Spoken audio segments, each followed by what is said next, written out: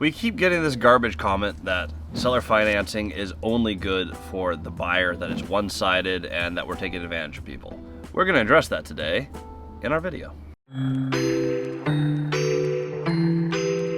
Welcome back to the channel. My name's Cody, this is Christian, and we're talking about how seller financing is advantageous to property owners when they're trying to sell.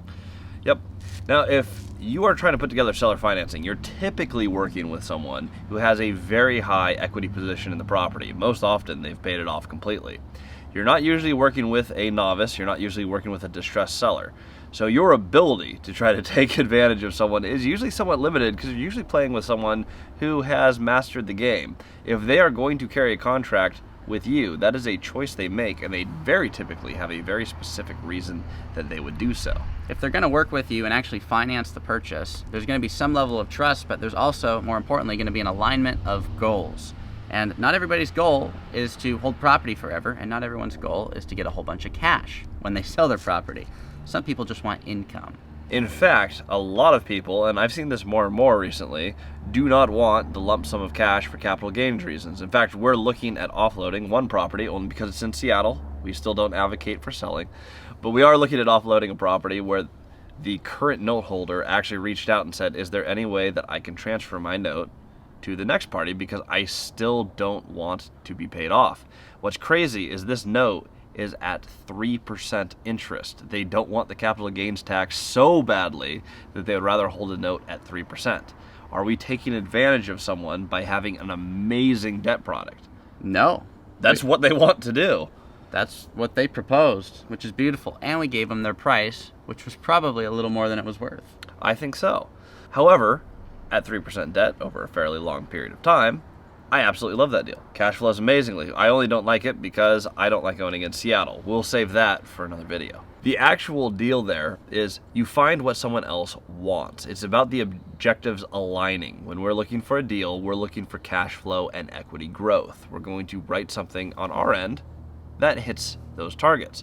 On the other party, you just need to know what it is they're trying to do. If they're trying to unwind a property and don't want capital gains, super easy. If they want to earn some interest on their money and know that if they place it in a bank, it's going to be like 0.05% interest. It's literally nothing. Placing money at 3, 4, 5, 6% could make all the sense in the world to their financial position. I think it's, quite honestly, the word is stupid. But it's stupid to assume that, oh, you have to, if you get a good deal, someone else doesn't get a good deal.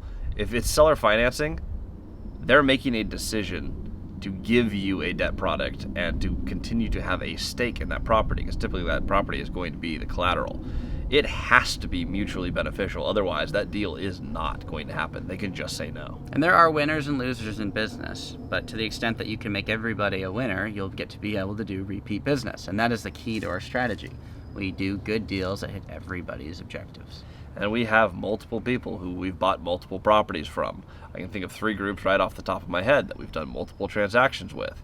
We do this in every single market. If you take advantage of someone on a deal and they feel that they did not get a fair shake, that relationship is now dead, and you're stuck with an adversarial relationship with the person who is a lender to you.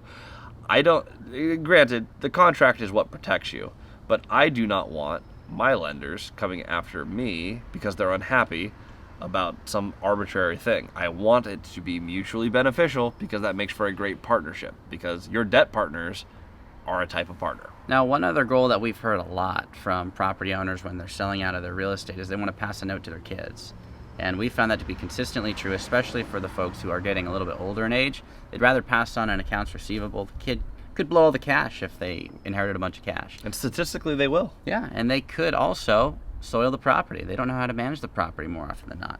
But if they get a note where they get paid every single month on the 1st or the 15th, whenever it's in the note, they can blow it and they'll get it again next month. That is a huge benefit that they get to provide security for their family. So make sure as you're building out your business, you recognize that there's pros and cons, and there's a lot more pros for sellers, just like there are for buyers, than you might think. Yeah, now when you're negotiating this, it's important. Like, we just listed a few reasons, right? You have tax benefits, the interest rate, passing a note on to your family. There's more reasons, but when you're doing this, do not sell them on that idea. Their reason's personal. Your goal is to have them tell you what it is that they're trying to do. Just learn their goal and make sure that you craft it to that. If their goal is tax protection, okay, we want to spread this out. They should probably talk to their CPA, and you use that as the negotiation for what the term needs to be.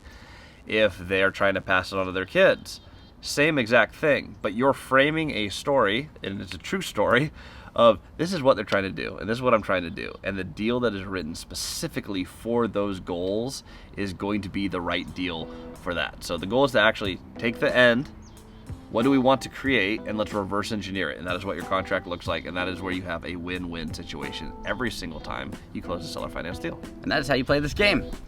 If you'd like to do a deeper dive on that, make sure to hit the link down below, because that'll show you in 10 minutes how to do what we do when you're meeting up with these owners. Also, hit the subscribe button, and we'll see you next week.